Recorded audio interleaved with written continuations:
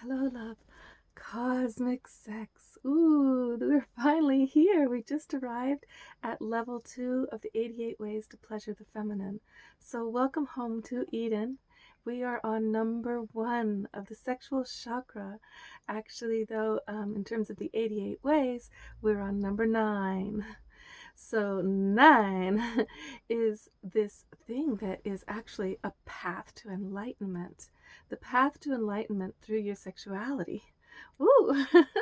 So, modern religion and ancient religion will tell you that's not possible. They will say to you, men, that woman is evil and sexuality is a diversion and you should do abstinence and penitence and this is how you will strengthen yourself as a man. And but as soon as if you were to go back a little bit in time before religion to the millions of years that we were happy as humans, you'll go to indigenous cultures who saw woman at the center of life and at the heart of the universe. Many traditions seeing even God as a woman, giving birth, of course, to the whole world. So that image of the divine as feminine allows the masculine to feel like I'm going to the temple and I'm going for enlightenment and I'm going to know God through love, because love is God. And so what could be more direct in terms of knowing God, knowing love, than to go make love, right? It's most direct and it makes you feel the best immediately. So, but in religions, they realize that if men are so easily fulfilled through women, they feel complete. They're like, I know I'm a man. I just made my woman so happy. And now I'm producing for her the dreams she has for the heaven she wants to create here. I'm helping produce those dreams for her with what I build and create with her. I'm a man. But religion can't control men. Politics can't control men if they feel complete already. So they want to say sex is evil, and the way to do it is to rise above it and make this long path of suffering that you're going to find yourself alone and she's not part of her because you're not part of her. Yourself is different. Whereas in the tantric path of enlightenment through sexuality, we are healed by each other. But the fact when you meet your beloved, it makes your journey of healing exponentially fast, because you're each other's teachers and you're each other's healers and you're each other's devotional pleasure centers. And it sounds like, oh no, I'm going to be so addicted. Well, that's without love. If you do the sex thing without love, yes, that turns into addiction. It gets really violent and empty and cruel. But if you got love at the center, which we did, it was number 1 of the 88 ways, right? Love's at the center. Then your heart-centered sexuality has the potential for actual true tantric cosmic enlightenment to be opening more and more through you surrender into bliss, right? So woo, that's a path, that's an option. No, everybody said no. Everybody said that would be to forgo my journey for my solo vision quest. But the feminine knows the vision quest all along is related to everyone and all her relations. She doesn't go on the vision quest to be alone and suddenly somehow know herself in an empty box. She goes to relate with every animal and every element that shows up in her rite of passage. Was it raining or was it shining? Was there lightning? Were there bugs? Which bugs? Was it bees or butterflies or ants? Which animals? Every single part of creation around her is informing her vision quest. And why wouldn't her love with her man be the most primary thing that would connect her to her divine source within herself? So I know this is going to rock your boat for a little while, I hope. Rock it! But let me see if there's anything else here. Say yes to cosmic sex and think of it as a true path to enlightenment. You know, I've had various friends go to these, you know, big meditation centers, and they're so proud of themselves for meditating for many days in a row, but they come out all uptight and afraid to make love to their women because they've been fed this whole thing about now my kundalini is rising and with her. Well, there is a little bit of truth to squandering your seed too much. You know, you get tired, right? But that's a whole nother video that's coming up for you about how to last longer, okay? Because it's true, you do want to retain more of your seed as much as you can to keep your energy so that you can have, if you're going to have the sexual cosmic sex as a way to enlightenment, you're going to want to indulge in it a lot because you want to know God like every day, right? So if that's the case, I'm sweating. I'm talking about this. I'm sorry. It's just like, oh my God. Oh, so I guess this means a lot to me. I'm soaked. Okay. Oh, tears. So funny. Okay. So if you're going to, you know, where was I?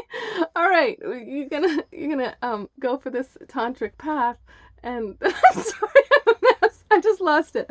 Oh, okay. Pleasure. Pleasure is the path. Heart connection. Love. Joy. Sensuality. Enlightenment. Okay, so you've gotten there, right? You're gonna like, okay, but Buddha said, everybody says about Buddha, they go, Buddha came from a rib, not a yoni, and that woman who gave birth from her rib, she never had sex because he's not ever touched the feminine. After he left the feminine, he abandons his family and his children, and the three goddesses of joy and pleasure show up to him, and Buddha's like, I abstain, I'm so enlightened. And then Buddha says, and by the way, everybody, the thing I discovered through this thing about the three goddesses that I pushed away is that life is suffering. It's suffering. So get used to it through detachment. Okay, this is supremely male psychology, okay? However, a lot of men love this psychology because they feel they can overcome anything by being detached. And there is a truth in that there's healthy detachment where your orbit is no longer outer, your orbit is within, right? Revolving around your own heart. And that could say that you're detached from the world when you do that, but you're very attached to your own heart and your own feelings in that level. So the feminine would say life is pleasure. Life, meaning is pleasure. Joy is pleasure. Wisdom, the way is found, the right way is found through pleasure. What feels good, what feels right, okay?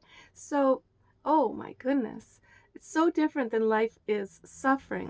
When a woman says life is pleasure, it doesn't mean that she doesn't feel pain. Oh my goodness, childbirth, think of that. But when she surrenders into, these are the feelings of birth, and she doesn't label them as bad, she can have what I had, which was an orgasmic childbirth. Truly orgasmic sexuality in the pain of birth.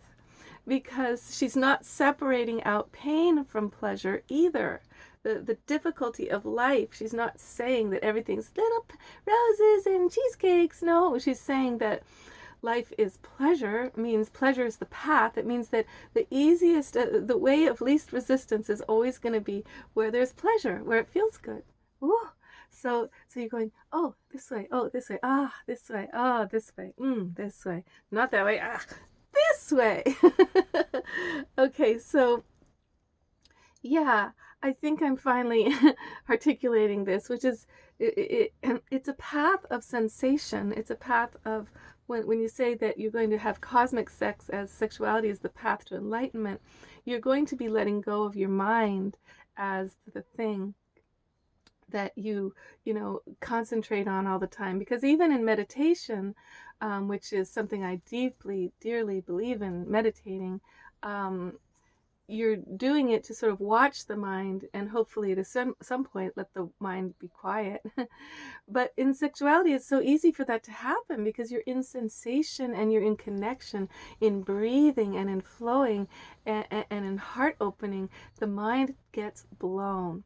Oh my goodness. When the mind gets blown, it can be very much where the people are like, this isn't a real relationship. This is going to mess up my work life. This is going to be dysfunctional because my brain's not working anymore.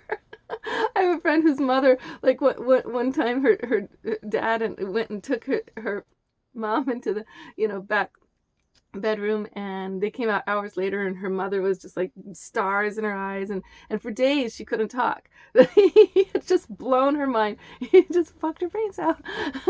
And she was just so blissed out for so many days. It took a little while to get her mom that speaking again, but that's okay. You're gonna, the divine will align it so that these things happen to you in a way that center you and make life better. You'll be at your job and you just won't be saying much, but the guys will be like, wow, he's whistling and singing and humming and he's so happy today. Okay, so there, got it. All right, don't like forego it as an option, because in the 88 ways to pleasure the feminine, if you treat her sexuality with you as absolutely sublime, as so important that it's church, and you've got to go to church every Sunday. You've got to, and the more you pray, if you were to pray twice a day, you would be more in touch with divine energies, right? That's the way people are about church. And that's the way the people were for millions of years, as funky monkeys that were really sexual. We were probably much more related to the bonobo monkey than the chimp, is what they're saying. In the book Sex at Dawn, there's all of this evidence that shows we're related mainly to the bonobo monkeys, who were super sexual, matriarchal, all about the feminine, okay, and pleasuring each other all the time. So now you're like, how am I going to get there, Eve? Like, how much energy do I have? And how my brain is like on all the time. And like, well, I don't know. I'm kind of interested in ways to open ourselves up more sensually. Sometimes I'm interested in exploring that thing about microdosing with psilocybin mushrooms, because it seems evidence shows that we were probably eating those mushrooms for millennia, and they were keeping us more open and loving and kind.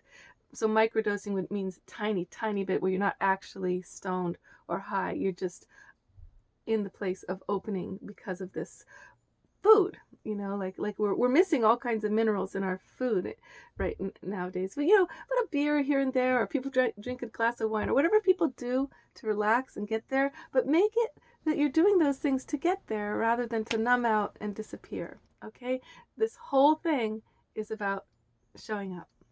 Okay, much love.